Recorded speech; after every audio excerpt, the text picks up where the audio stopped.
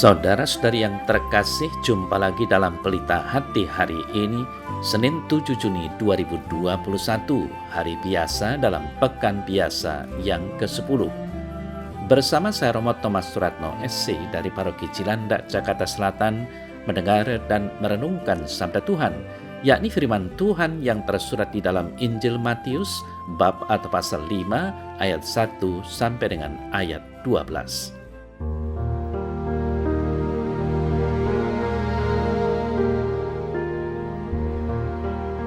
Pada suatu hari, Yesus naik ke atas bukit sebab melihat orang banyak.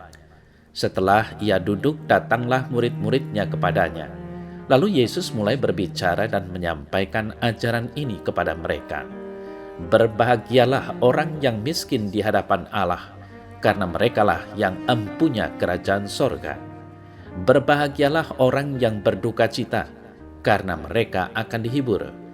Berbahagialah orang yang lemah lembut, karena mereka akan memiliki bumi. Berbahagialah orang yang lapar dan haus akan kebenaran, karena mereka akan dipuaskan. Berbahagialah orang yang murah hati, karena mereka akan beroleh kemurahan. Berbahagialah orang yang suci hatinya, karena mereka akan melihat Allah. Berbahagialah orang yang membawa damai, karena mereka akan disebut anak-anak Allah. Berbahagialah orang yang dianiaya oleh sebab kebenaran, karena merekalah yang empunya kerajaan sorga. Berbahagialah kamu jika karena aku kamu dicela dan dianiaya, dan kepadamu difitnahkan segala yang jahat. Bersukacita dan bergembiralah, karena upahmu besar di sorga. Sebab demikian juga telah dianiaya nabi-nabi yang sebelum kamu.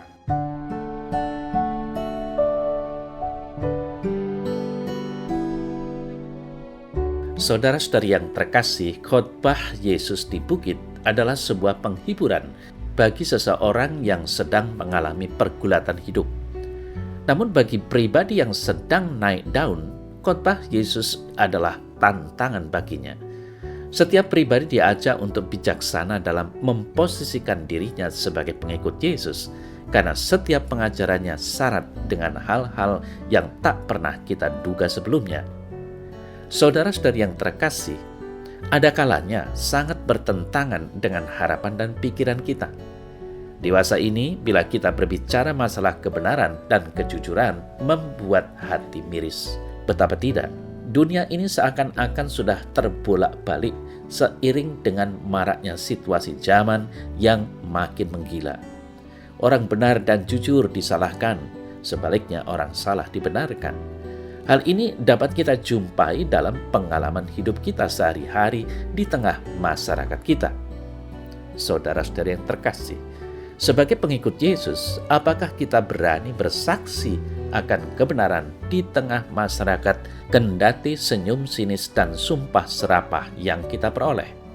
Melawan arus zaman yang sudah terlanjur ternodai dengan perlakuan buruk pribadi-pribadi yang tak bertanggung jawab, yang mementingkan diri sendiri dan kelompok-kelompok, bukanlah hal yang mudah.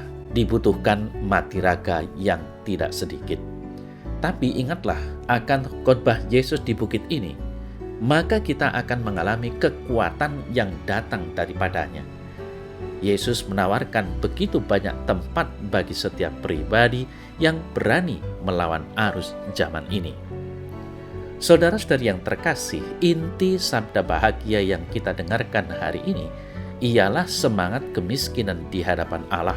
Artinya, menyadari dan menerima ketergantungan kita yang mutlak terhadap Allah. Sebagai orang berdosa, kita tidak punya hak apa-apa di hadapannya.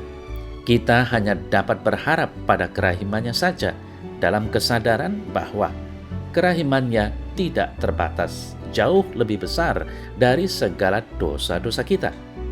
Semakin menyadari kerahimannya, semakin kita berusaha menjauhi segala dosa sebagai ungkapan syukur dan cinta kita.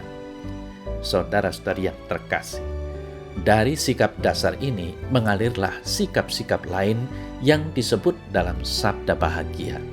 Berduka untuk dosa sendiri dan dosa orang lain. sikap lemah lembut, rindu akan kebenaran, murah hati, murni hati, pembawa damai, dan kesabaran dalam menanggung derita.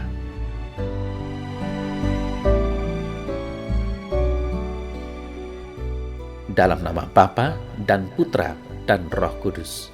Amin.